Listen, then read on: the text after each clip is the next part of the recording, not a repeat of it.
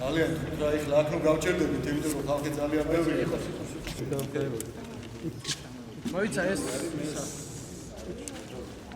მოიტან ეს გადავდო ორი მითხარი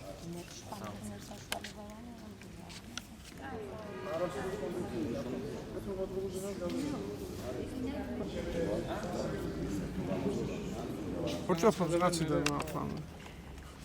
Კარგი, შემდგომი გავუშვით.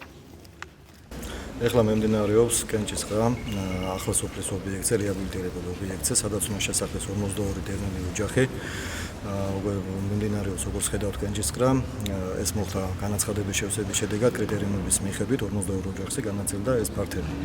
რა თქმა უნდა, ყველა კმაყოფილია, მაგრამ არის ისეთი სიტუაციაც, რომ ბევრი დაგჭა უკმაყოფილოც, რომელმაც დღესდღეობით ჯერჯერობით ვერ მიიღეს ბინები იმ კრიტერიუმებიდან გამომდინარე, მაგრამ მიმდინარეობს ეს პროცესი, გრძელდება ისევ და შესაბამისად ქულებიდან გამომდინარე მათი რიგითობის მიხედვით მათაც შეხვდებათ თავიანთი საკუთარი ფართი.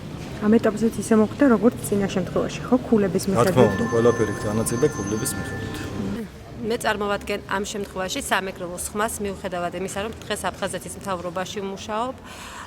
ჩვენ ჩართულები ვართ რეგიონის მასშტაბით ფართების განაწილების პროცესში და მინდა ვთქვა, რომ პროცესები მიმდინარეობდა ობიექტურად, მიღებულია ადეკვატური და სწორი გადაწყვეტილებები სააპლიკაციო ფორმის შევსების საფუძველზე შეირჩნენ კრიტერიუმის შესაბამისად ის ოჯახები, რომლებსაც ჰქონდათ მძიმე სოციალურ-ეკონომიკური და საცხოვრებელი პირობები.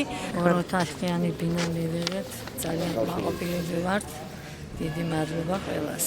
რამდენი ქულა მოგანიჭეს თქვენ? 7 ქულა მოგვანიჭეს ჩვენ. მანამდე საცხოვრობდით?